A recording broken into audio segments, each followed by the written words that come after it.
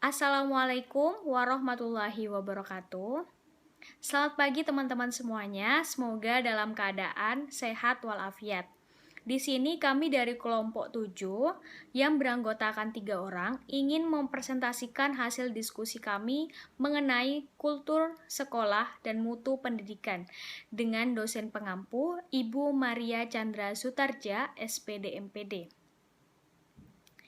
Di sini saya Anissa Setiawan, NIM 31 sebagai penyaji pertama akan menjelaskan mengenai pengertian kultur sekolah menurut beberapa tokoh.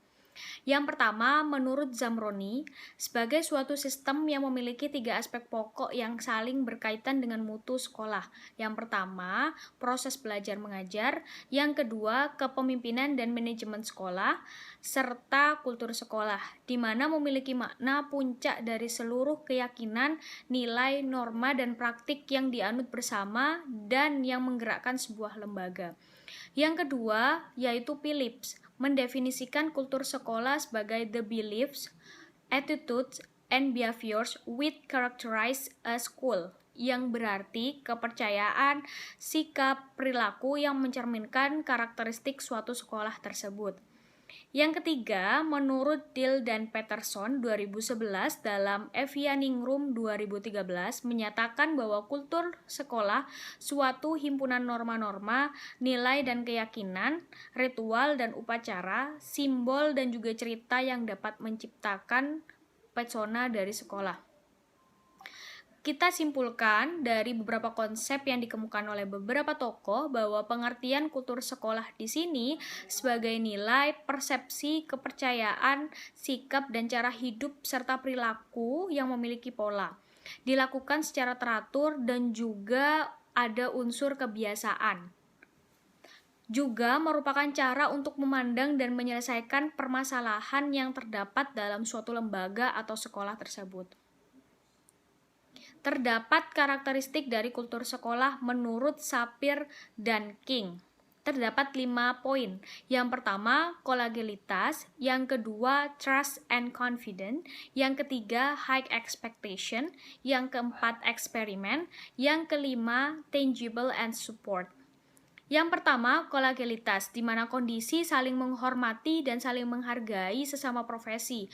Jadi guru dituntut untuk memiliki sikap kolegialitas untuk mempermudah guru berkontribusi secara maksimal di sekolah tersebut. Yang kedua, trust and confidence, di mana sekolah dan masyarakat harus memiliki rasa saling percaya.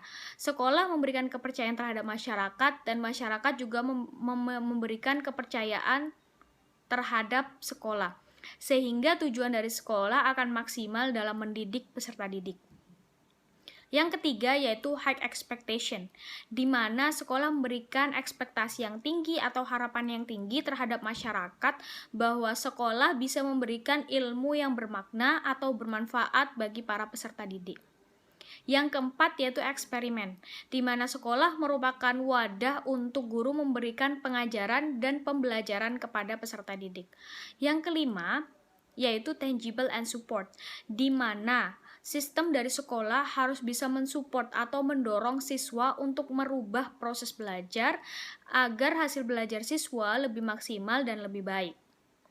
Kemudian ada pendapat dari Likona, menurutnya karakteristik kultur sekolah terdapat 6 elemen. Yang pertama, kepala sekolah mempunyai sifat kepemimpinan yang meliputi moral dan akademik.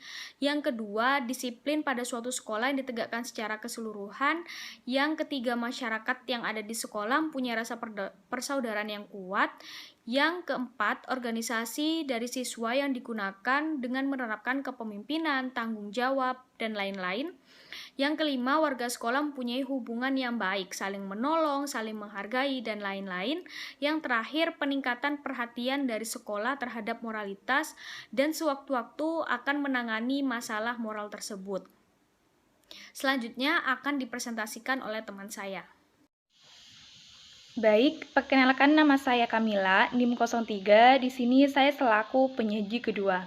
Di sini saya akan membahas terkait yang pertama adalah unsur-unsur kultur sekolah, di mana terdiri dari 3 poin. menurut Jemari Mahdapi. Yang pertama adalah kultur sekolah yang positif. Nah, di sini maksudnya adalah kultur yang atau kegiatan yang memberikan dukungan atau kemajuan atau memiliki dampak yang baik atau positif terhadap peningkatan kualitas pendidikan. Nah, contohnya yaitu dalam bentuk kerjasama untuk berhasil dalam meraih prestasi.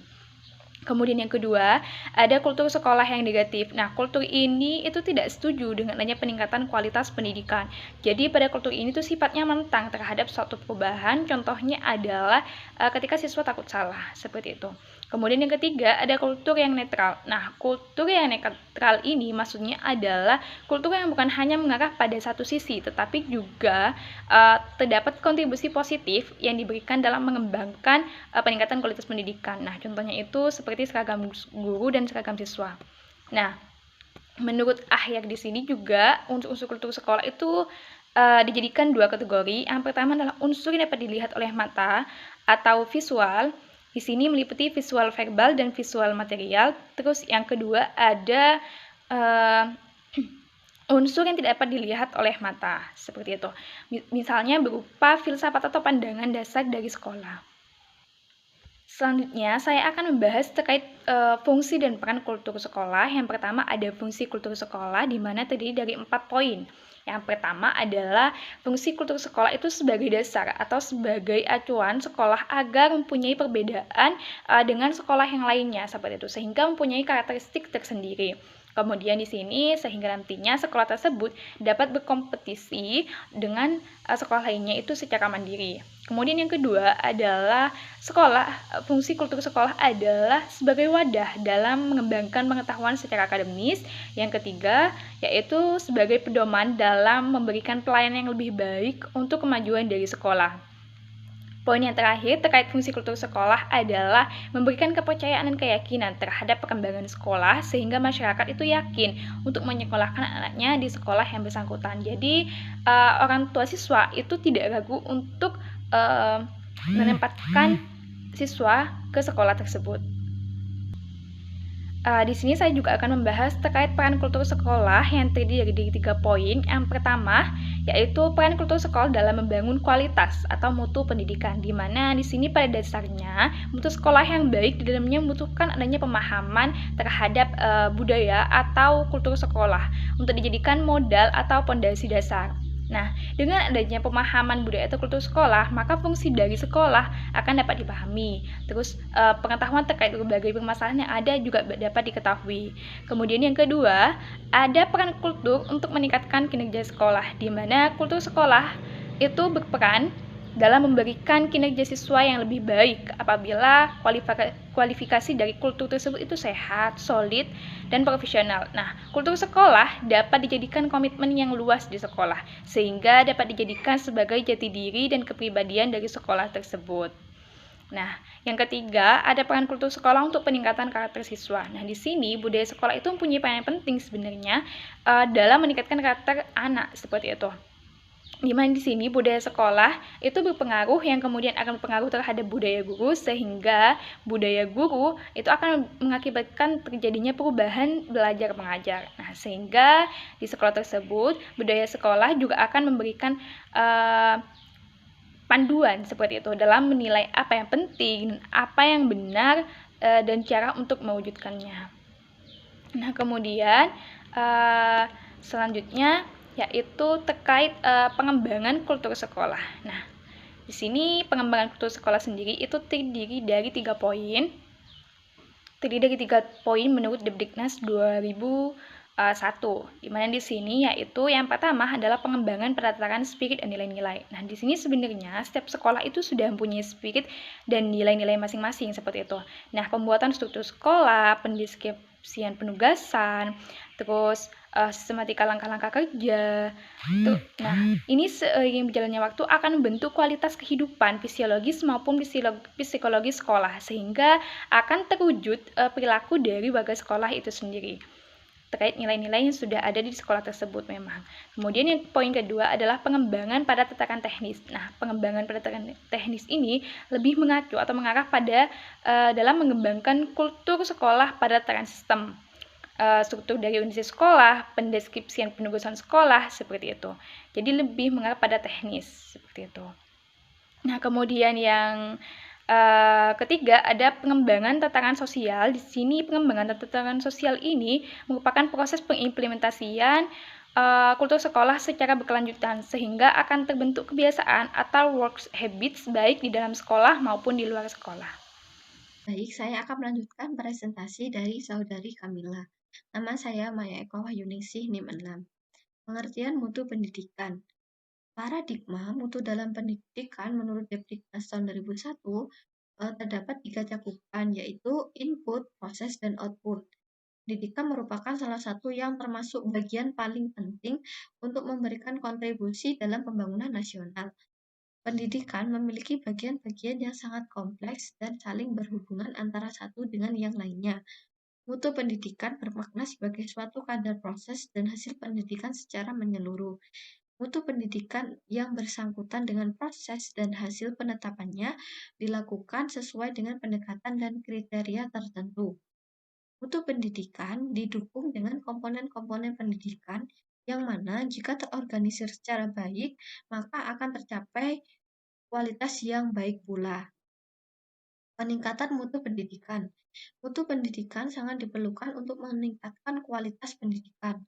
Mutu pendidikan ini merupakan kesesuaian dari kebutuhan pihak yang berkepentingan, baik internal yaitu yang berasal dari peserta didik, pendidik, kepala sekolah, dan tenaga kependidikan lainnya, maupun dari eksternal yaitu dari calon peserta didik, orang tua, masyarakat, maupun dari pemerintah. Sebelum meningkatkan mutu pendidikan, perlu kita ketahui bahwa ada beberapa faktor yang menjadi penyebab rendahnya mutu pendidikan yang ada, yaitu kurangnya sarana dan prasarana yang ada di sekolah, rendahnya kualitas guru dan prestasi siswa, proses pembelajaran yang belum efektif dan efisien. Peningkatan mutu pendidikan. Peningkatan mutu pendidikan dipengaruhi oleh beberapa faktor utama, yaitu pemimpin sekolah atau kepala sekolah. Kepala sekolah harus memahami visi kerja secara jelas serta mampu dan mau bekerja keras, mempunyai dorongan yang besar dalam bekerja, serta menjadi teladan atau contoh bagi para bawahannya. Pendidik harus bisa meningkatkan potensi serta keprofesionalan dalam mengajar, sehingga nanti tercapainya tujuan dari pendidikan yang akan dicapai. Peserta didik Pendidik harus bisa melakukan interaksi atau pendekatan dengan peserta didik agar kemampuan dari peserta didik ini dapat digali dan pendidik dapat mengembangkan bakat dan kemampuan yang dimiliki oleh peserta didik. Kurikulum yang diterapkan harus sesuai agar memungkinkan dan memudahkan tercapainya standar mutu pendidikan yang diharapkan. Kerjasama yang dilakukan tidak hanya ada pada lingkungan sekolah dan masyarakat serta orang tua saja, melainkan juga dengan organisasi yang lain, sehingga lulusan dari sekolah dapat berguna dalam dunia kerja. Peningkatan mutu pendidikan. Ada beberapa hal yang dapat digunakan untuk meningkatkan mutu dari pendidikan yang ada di sekolah, yaitu mutu. Sekolah harus bisa menjadi tempat yang unggul dalam proses pembelajaran dengan visi dan misi yang jelas, serta upaya ke arah perbaikan pada mutu pendidikan. Aspek peningkatan mutu yaitu pada partisipasi peserta didik, pendidik, dan orang tua.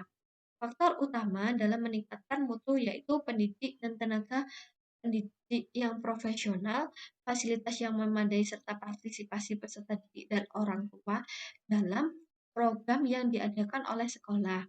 Program penunjang perbaikan mutu. Program penunjangnya yaitu kurikulum yang berlaku yang digunakan dalam proses pembelajaran. Keterkaitan antara kultur sekolah dan mutu pendidikan. Budaya sekolah dapat memberikan pengaruh perkembangan pada siswa. Hal ini dapat dilihat dari suasana yang diterapkan dalam sekolah. Suasana sekolah adalah kualitas yang ada pada sekolah yang tampak pada lingkungan internal sekolah. Lingkungan internal sekolah ini meliputi lingkungan fisik sekolah, suasana psikologis, dan lingkungan sosial budaya sekolah, baik yang tampak pada lingkungan secara umum atau tampak luar maupun lingkungan kelas. Perbaikan mutu sekolah perlu memahami budaya sekolah sebagai modal dasarnya. Melalui pemahaman budaya sekolah, maka kita akan mengetahui fungsi dari sekolah, permasalahan yang ada pada sekolah, pengalaman-pengalaman yang dapat diterapkan. Setiap sekolah memiliki keunikan berdasarkan pola interaksi antar komponen sekolah, baik secara internal maupun secara eksternal. Penentuan kualitas pendidikan bukan hanya dari faktor fisik saja, seperti keberadaan pendidik yang berkualitas, kelengkapan peralatan yang ada di sekolah, maupun ketersediaan buku yang ada di perpustakaan, namun juga diperlukan faktor non-fisik seperti budaya sekolah. Budaya sekolah ini diharapkan mampu memberikan pengaruh terhadap mutu sekolah, kinerja, dan mutu kehidupan yang ada di sekolah yang sehat, dinamis, positif, terus dikembangkan dan diwariskan dari siswa yang satu ke siswa lainnya, dari kelompok satu ke kelompok lainnya. Budaya yang kokoh memiliki kekuatan untuk terciptanya suatu perubahan. Sekian presentasi dari kelompok kami, kurang lebihnya kami mohon maaf. Wassalamualaikum warahmatullahi wabarakatuh. Terima kasih.